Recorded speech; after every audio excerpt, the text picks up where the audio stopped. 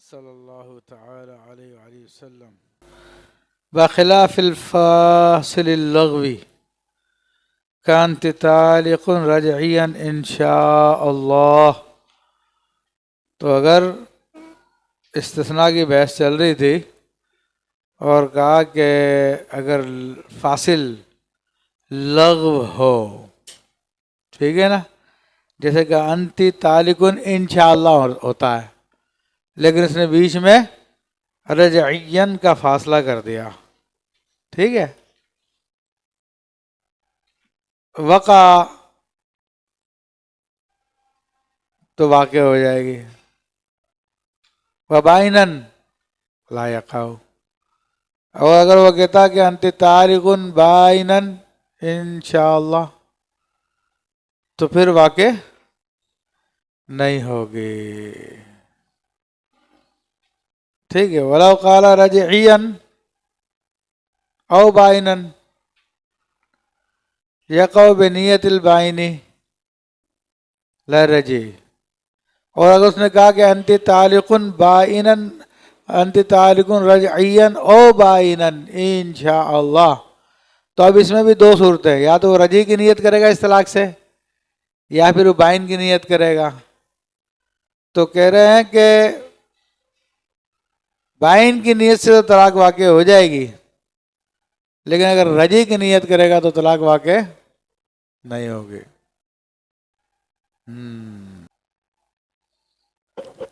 تو اب اس کو کیا وجہ قرار دے رہے ہیں اس کی؟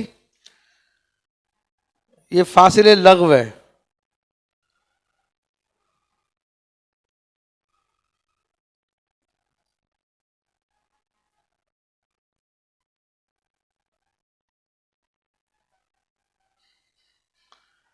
اور اس کے اب نیچے علامہ شامی نے حاشیہ دیا وقع کے اوپر، ٹھیک ہے.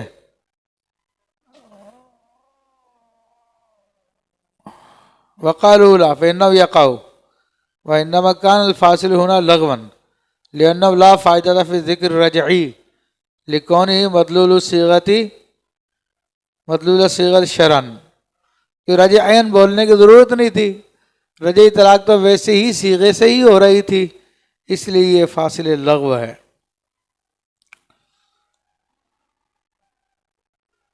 وانظر لما لم يجل تاکیدا او تفسیرا کما قال فی حر او تیق. تبھی کہہ رہے ہیں کہ بھائی تاکید کیوں نہیں بنا لیا اس کو آپ نے لغو قرار دیا، فاصل لغو، اس سے بہتر تاکید بنا لیتے آپ، ٹھیک ہے نا. تو یہ اعتراض کر کے چھوڑ دیا علامہ شامی نے. تو بہرحال اس کا جواب کیا ہوگا کہ عام طور پہ تاکید جو ہے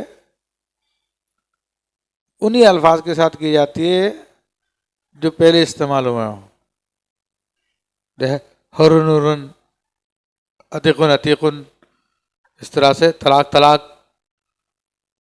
تو انہی الفاظ سے عام طور پہ تاکید کی جاتی ہے.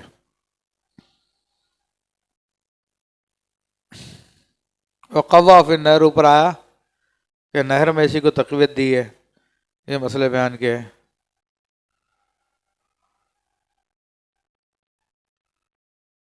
پھر اس میں تفصیل بیان کرتے ہیں کہ قواف النہر کے حاشیے میں دیکھ کہتے ہیں کہ علم انہ قال فی القنیتی، کہ قنیہ میں انہوں نے فرمایا کہ لو قال انت تعلق راجعیا او بائنن انشاءاللہ، کوئی اپنی بیوی سے کہے کہ انت تعلق رجعیا او بائنن انشاءاللہ، تو یسأل عن نیتی، تو اس کی نیت پوچھی جائے گی بھئی تیری کیا مراد تھی. فإن انا الرجع لا یقع، تو اگر اس نے رجعی کی نیت کی تھی تو طلاق واقع نہیں ہوگی. وَإِنْ عَنَ الْبَائِنَ يَقَعُ، اور بائن کی نیت کی تھی تو طلاق واقع ہو جائے گی. وَلَا يَعْمَلُ الْاِسْتِثْنَاء، اور استثناء عمل نہیں کرے گا.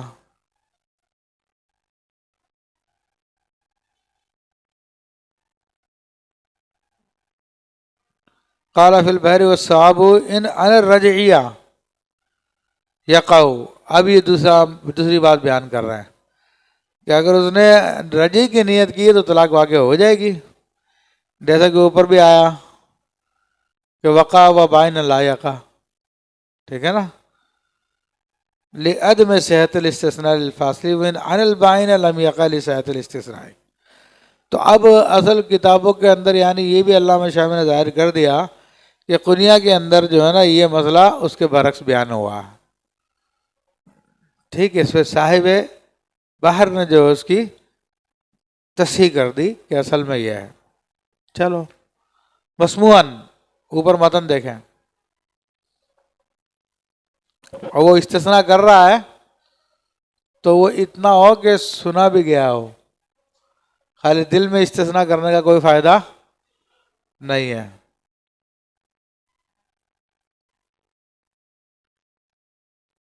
وہ استثناء پہ لطیفہ یاد آیا امام اعظم ابو حنیفہ رحمۃ اللہ علیہ کا، دل میں استثناء کرنے والا.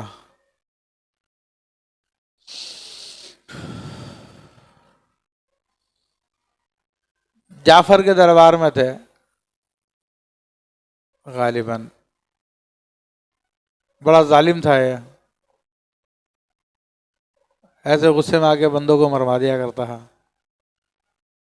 تو اس نے بلایا تھا امام اعظم کو بھی اور بعض دیگر علماء کو بھی. تو ان میں سے ابو اسحاق مغازی والے، غزوات وغیرہ کے جن پر کتابیں تاریخ میں، وہ بھی تھے. تو انہوں نے امام اعظم کو پھنسوانے کی نیت سے کہا کہ امیر المومنین یہ ابو حنیفہ جو ہے آپ کے جد امجد سے اختلاف رکھتے ہیں.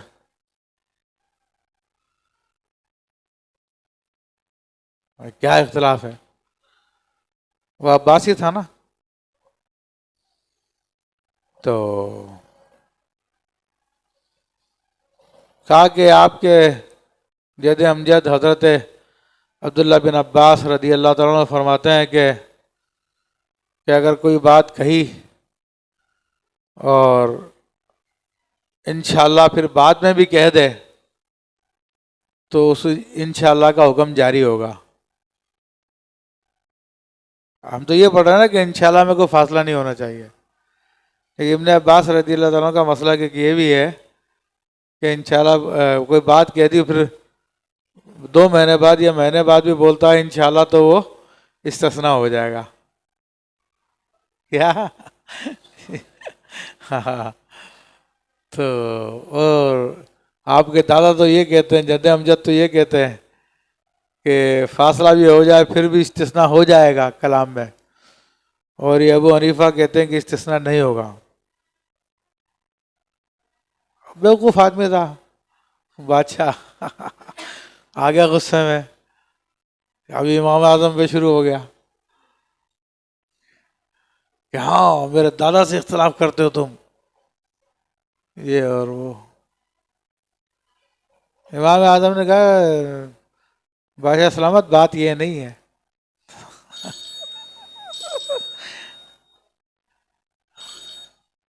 بات اصل میں یہ لوگوں کو آپ کے خلاف بھڑکانا چاہتے ہیں.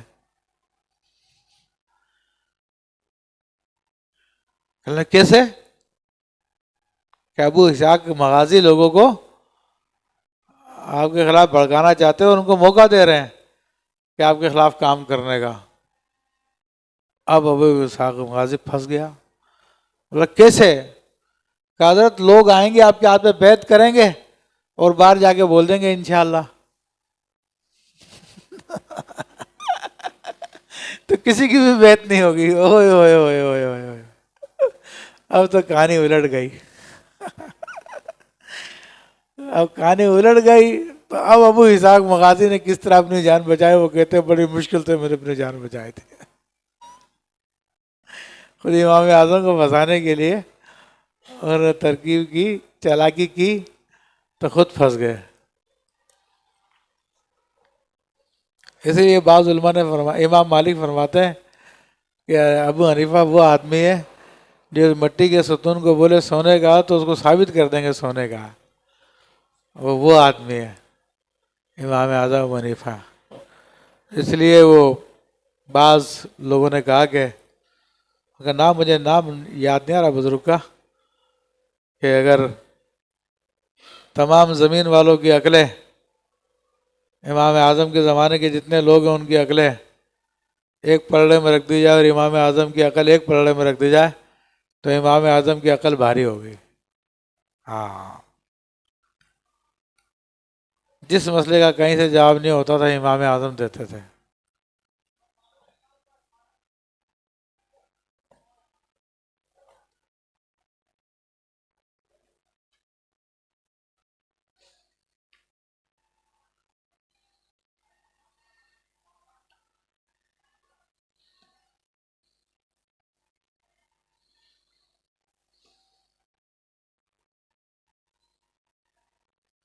وہ آیا تھا نا ایک رومی، انہوں نے آ کے 3 سوال کیے تھے اسلامی سلطنت میں آ کے. سنا واقعہ؟ وہ مختصر واقعہ بیان کرتا ہوں امام اعظم کا. ایک رومی آیا روم سے اور ملک شام میں دربار لگا تھا شام کا، اور اس نے آ کر کہا کہ میں یہودیوں کے پاس گیا ہوں، عیسائیوں کے پاس گیا ہوں، لیکن مجھے کسی نے کوئی مطمئن نہیں کیا. تو اگر آپ مجھے اس بارے میں مطمئن کریں تو دیکھتے ہیں. بہرحال بادشاہ تھا علم دوست، اس نے کہا سوال کیا تمہارے؟ دربار میں بڑے بڑے علماء عمرہ بیٹھے ہوئے تھے. اس نے سوال کیا کہ خدا سے پہلے کیا تھا؟ نمبر 2، خدا کا رخ کس طرف ہے؟ نمبر 3، خدا کیا کر رہا ہے؟ تو علماء نے کافی سمجھایا کہ بھئی خدا ایسے نہیں ہے، جسم نہیں ہے جس طرح کے ہمارے جسم ہوتے ہیں، تم ان پہ قیاس مت کرو. یہ وہ کافی، لیکن وہ نہیں مانا. کہہ رہا مجھے افسوس ہوا، تو میں تو چاہ رہا تھا کہ مجھے کوئی اس کا جواب دے دو میں مسلمان ہو جاؤں گا. تو یعنی کہ مسلمانوں میں بھی کوئی اس کا جواب نہیں دے سکتا. انہوں نے کہا کہ نہیں، ایسی بات نہیں ہے، یہ چند علماء ہیں، انہوں نے جواب نہیں دیا تو کوئی بات نہیں، ایسا میری مملکت میں اور بھی علماء ہیں، تو ان میں سے کوئی تمہیں جواب دے دے گا. پھر کسی نے مشورہ دیا کہ شیخ حماد کے شاگرد ہیں جو ایک تاجر ہے، جوان تاجر ہے، اس کو بلا لیا جائے. تو بڑا ذہین عقلیات میں بہت ماہر ہے. تو پھر امام اعظم کو بلایا گیا.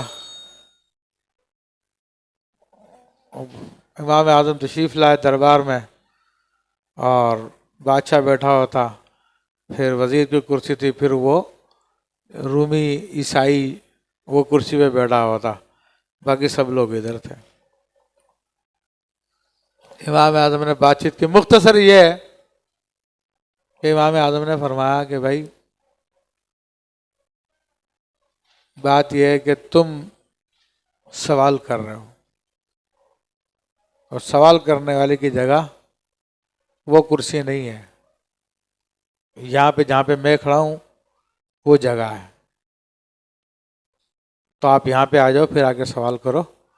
اور میں چونکہ دینے والا ہوں، آپ کو جواب دینے والا ہوں، تو دینے والا کرسی پہ ہوتا ہے، تو اس لیے میں کرسی پہ بیٹھوں گا. تو آپ کرسی پہ جا کے بیٹھ گئے اور وہ اپنا منہ لٹکا کے نیچے آ گیا. تو امام اعظم نے نفسیاتی، آپ کا پورے ذہن میں پروگرام تھا آپ کے، تو آپ نے فرمایا، سمجھایا اس کو، نہیں مانا. تو آپ نے کہا اچھا گنتی گن. انہوں نے گنتی گنی، 1 2 3 4 5 6 7 8 9 10. آپ نے کہا ٹھہر جا، ایک سے پہلے کیا؟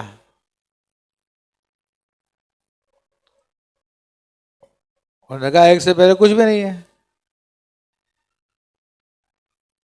آپ نے کہا پھر تیرا سوال کا جواب ہو گیا؟ کہا نہیں نہیں، میرے سوال کا جواب نہیں ہے، اور یہ اور وہ. آپ نے کہا کہ بھائی تو گنتی گن دوبارہ، اور ایک سے پہلے سے شروع کر.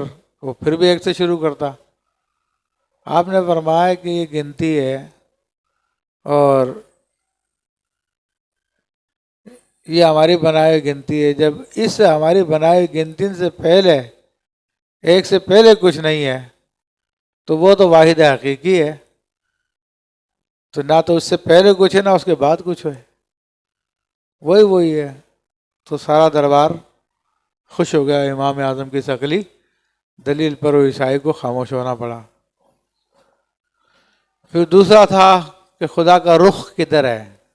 امام اعظم نے سمجھایا کہ اللہ تعالیٰ تو ہر چیز کو محیط ہے، اینما تولوا ثم وجہ اللہ. نہیں یہ تو ممکن ہی نہیں ہے کہ کسی کا رخ جو ہے ہر طرف ہو، کوئی اوپر ہے، کوئی نیچے ہے، کوئی ادھر ہے، کوئی دائیں، کوئی بائیں. 7 جہات ہیں اور 7 جہات میں کس طرح سے کسی کا منہ ہر طرف ہو سکتا ہے. آپ نے فرمایا کہ تو جسم پہ قیاس مت کر رب کو. یہ جسم کی خاصیت ہے کہ جب ایک طرف ہوتا تو دوسری طرف اس کی پیٹھ ہوتی ہے. خدا تبارک و تعالیٰ ان سب چیزوں سے پاک ہے. کہ نہیں مجھے آپ سمجھاؤ، میں اس کو جواب چاہیے اس کا. آپ نے فرمایا کہ اچھا بھائی، ایک موم بتی جلائی جائے. موم بتی جلائی تو اس سے پوچھا کہ اس موم بتی کا رخ کدھر ہے؟ اب وہ حیران رہ گیا. اس نے کہا تو ہر طرف ہے. کہ لوگوں کو دیکھا جائے تو ہر طرف سے دکھتی ہے وہ. تو کہا یہ ایک مخلوق ہے جس کا یہ حال ہے کہ جس کا رخ ہر طرف ہے. تو ہم تجھ سے یہی تو کہہ رہے ہیں خدا کا رخ بھی ہر طرف ہے اور وہ ہر چیز کو محیط ہے، وہ اس سے کوئی پوشیدہ نہیں ہے. وہ اس پہ بھی پھر وہ خاموش ہو گیا. سب لوگوں نے تائید کی کیونکہ اس کا مقصد تو انکار ہی کرنا تھا نا. لیکن تمام اہل علم نے کہا کہ جواب صحیح ہے یہ. پھر جو ہے وہ کہہ لیں خدا کیا کر رہا. انہوں نے کہا بابا چھوڑ ان باتوں کو، خدا کیا کر رہا. خدا کے افعال کو اس طرح سے ہم کاؤنٹ نہیں کر سکتے، شمار نہیں کر سکتے جس طرح سے وہ کر رہا ہے. یہ مادیات جسمانیات کے ہیں کام جن کو ہم شمار کرتے ہیں، جن کا تعلق ماضی حال مستقبل سے ہوتا ہے. ارے نہیں خدا کیا کر رہا.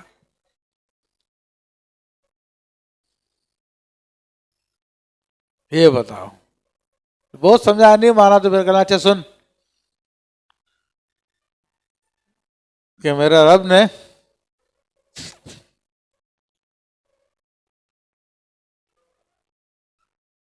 تجھے ذلیل کیا اور مجھے عزت دے رہا. کیا ابھی جو ہے میرے رب نے تجھے ذلیل کیا، تجھ کو عزت کے مقام سے اتار کے نیچے کیا اور مجھ کو عزت کے مقام پہ بٹھایا تو مجھے عزت دے رہا اور اسلام کی حقانیت کو بیان کر رہا. تو جس پر پھر وہ چپ ہو گیا کہ تمہارا رب کیا کر رہا. تو یہ امام اعظم نے اس کے 3 سوالوں کا جواب دیا تھا. تو امام اعظم کو اللہ نے بڑی عقل عطا فرمایا، علم عطا فرمایا. بہرحال بحیث لوگ قربا شخص نوزنا الا فیہ یسمع، یعنی اس طرح سے یعنی مسموع ہو کہ اگر کوئی شخص اس کے منہ کے قریب اپنا کان کر لے تو وہ اس کو سن لے. فصح استثناء الاصم میں، تو چنانچہ بہرے کا استثناء کرنا بھی درست ہے. یعنی جو بہرا ہو مگر بول سکتا ہو. بات میں اصل میں جو مادرزاد بہرے ہوتے ہیں نا تو پھر وہ مادرزاد گونگے بھی ہوتے ہیں. کیا؟ ہاں یہ اصول کی بات ہے کہ جس نے بچپن سے کچھ سنا نہیں اس کو بولنا بھی نہیں آئے گا، کہ بولنا اسی کو آتا ہے جو سنتا ہے. سمجھ میں آ رہی ہے بات؟ ہاں جو بچپن سے ہی بہرا ہے تو آٹومیٹکلی وہ گونگا بھی ہوگا. ہاں کیونکہ سیکھنے کا ذریعہ سننا بھی ہے. اس لیے جب آپ سے کہا جاتا کہ زبان کوئی بھی سیکھنی ہو تو اس کو سنے بھی، تو سننے سے بھی آتی ہے زبان. تو یہ بات ہوتی ہے. تو چنانچہ کوئی شخص تھا جو بچپن میں سنتا تھا اور بولتا تھا، پھر بعد میں کسی حادثے میں اس کی سماعت چلی گئی ہو تو بولے گا تو صحیح لیکن سن نہیں سکے گا، تو اس کو کہتے ہیں اسمو، بہرا. تو وہ اگر استثناء کرے تو اس کا استثناء بھی ٹھیک ہے.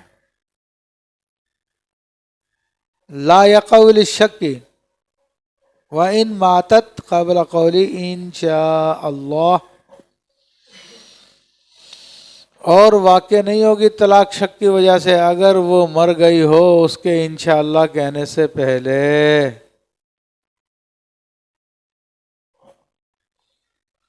یعنی مرد اپنے بیوی سے کہہ رہا تھا انتی طالقن انشاءاللہ، انہوں نے کہا انتی طالقن، وہ مر گئی انشاءاللہ بولنے سے پہلے پہلے.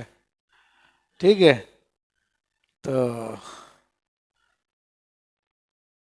طلاق واقع نہیں ہوگی. کیوں نہیں ہوگی؟ حالانکہ وہ تو انشاءاللہ بولنے سے پہلے مر گئی. تو کہہ رہے کہ شک ہے، کیونکہ اب اس میں یہ شمار کرنا کہ پہلے مری ہے یا ساتھ مری ہے بعد میں مری ہے یہ ممکن نہیں ہے. یہ کوئی فلمی ڈرامہ تو ہے نہیں جس کی شوٹنگ ہو رہی ہے، اس کو ریوائنڈ کر کے دیکھ لیں گے، ریورس کر کے دیکھتے ہیں نا، کرکٹ کے میچ ویچ دکھاتے ہیں تو ریورس کر کے دکھاتے ہیں. تو اس میں یہ تو کہانی ہے نہیں ہے کہ آپ جا کے اس کو جج کر لیں گے. کوئی میچ چل رہا تھا جان دینے کا اور انشاءاللہ بولنے کا، اور اس میں مر گئی تو آپ دیکھیں کہ پہلے بولا تھا بعد میں بولا تھا. تو یہاں پہ ڈاؤٹ آ گیا، تو ڈاؤٹ کی وجہ سے اس کو طلاق کا حکم نہیں ہوگا. اور انشاءاللہ اگر بول دیا تھا تو پھر تو بالکل بھی نہیں ہوگا، لیکن یوں بھی نہیں ہوگا. وَإِن مَاتَ يَقَعُ، لیکن مرد کے انشاءاللہ بولنے سے پہلے مرد خود مر گیا. یہاں پہ تو عورت مر رہی تھی نا، اب اس نے کہا انتی طالقن، انشاءاللہ بولنے کا ارادہ کر رہا تھا، اس سے پہلے اس کا الگ بند ہو گیا، جان نکل گئی. جھٹکا تو لگتا ہے. یقع ہو تو طلاق واقع ہو جائے گی، کیونکہ صرف جملہ اتنا بچ جائے گا انتی طالقن، اس کا حکم وہ نافذ ہو جائے گا. ولا یشترط فی القصد ولا التلفظ بہما،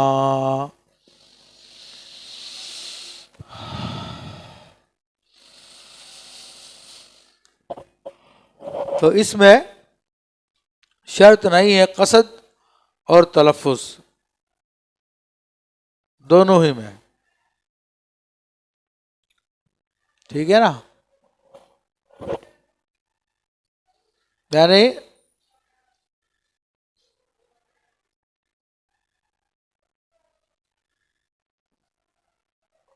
ارادے سے بولا ہو یہ بھی شرط نہیں ہے. ٹھیک ہے،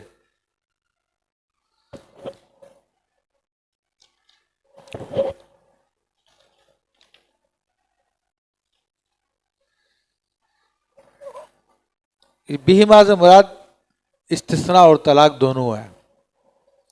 کہ طلاق بھی ایک ایسی چیز ہے کہ ارادے سے بولا ہو چاہے بغیر ارادے سے بولا ہو، ٹھیک ہے، طلاق واقع ہو جاتی ہے. ایسے ہی استثناء ہے. اور تلفظ بھی شرط نہیں ہے، یعنی کہنا کچھ اور چاہتا تھا نکل منہ سے کچھ اور گیا. تو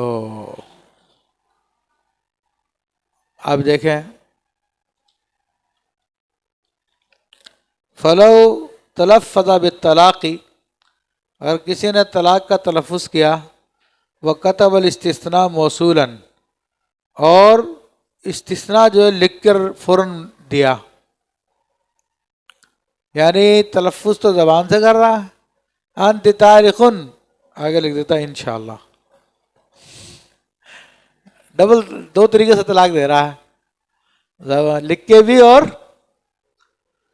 تو بول رہا انت طالقن اور لکھ رہا ہے انشاءاللہ. ٹھیک ہے، او اکثر او کسا، یا یہ کہ لکھا انت طالقن فوراً کا انشاءاللہ، لکھا کیا ہے اور بول کیا رہا ہے इंशाअल्लाह। तो दोनों सूरतों में वही हुक्म है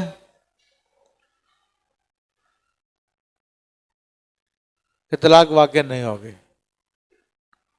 ठीक है। या इसने लिखा कि अंति तालिकुन इंशाअल्लाह, तो उसने इंशाअल्लाह फिर मिटा दिया,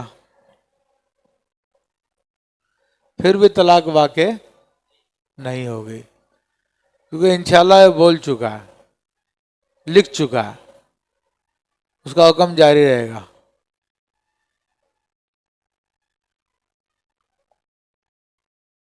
वलल इल्म बिमाना हो, और ना ही इन दोनों इसके माना जानना भी ज़रूरी है इसके लिए।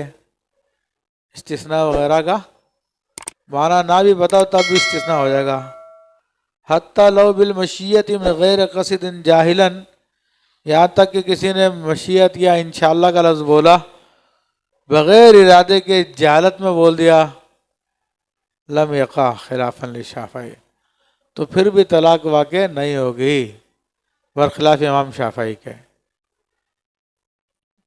वफ़्त शेख रमली अशाफ़ई फ़ी मन हलफ़ अला शैइन बित्तलाक़ी, और फतवा दिया है शेख रमली शाफ़ई रहमतुल्लाह अलैह ने उस शख्स के बारे में कि जिसने हलफ उठाया था किसी बात पे तलाक का।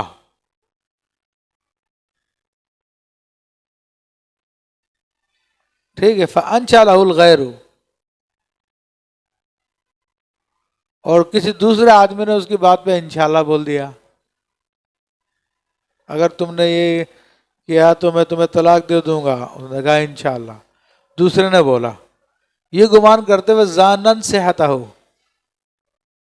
ये गुमान करते हुए कि भाई मैं भी इस्तिस्ना कर सकता हूँ भी आदमिल बुकोई।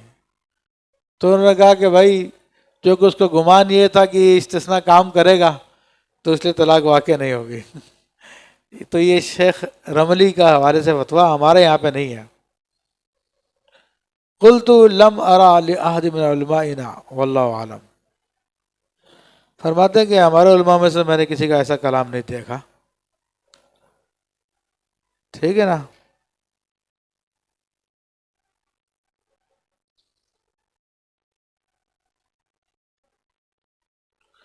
तो हमारे नज़दीक तो बहरहाल ये है कि वो हानिस हो जाएगा।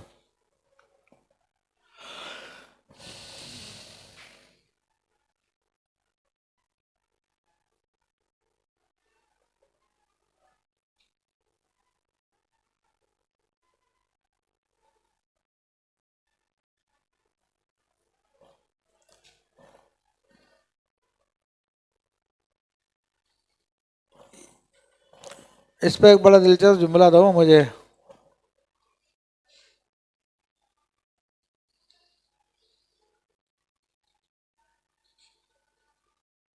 खैर वो आगे आएगा, अल्लामा शामी खुद बयान करेंगे तो इंशाअल्लाह वो आ जाएगा।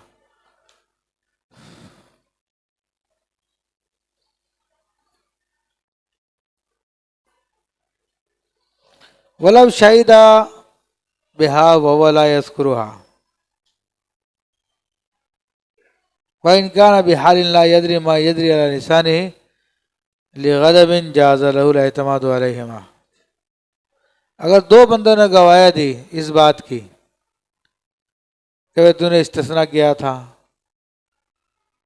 मगर उसको याद नहीं आता, और इस हाल में था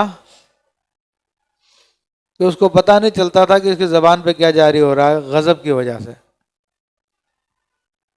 तो जाज़ लहुल एतमादु अलैहिमा, तो अब वो ऐसा शख्स जो बहुत ज़्यादा गज़ब में हो और उसको ये भी याद नहीं रहा कि मैं क्या क्या बोल गया हूँ, तो दो बंदे सामने अगर उसको सामने गवाही दे रहे हैं कि भाई तूने यह बात कही थी, उस पर एतमाद करना जायज़ है। वइल्ला वगरना नहीं। अगर उसको याद था कि मैं क्या बोल रहा था, फिर दूसरे पे एतमाद नहीं करेगा।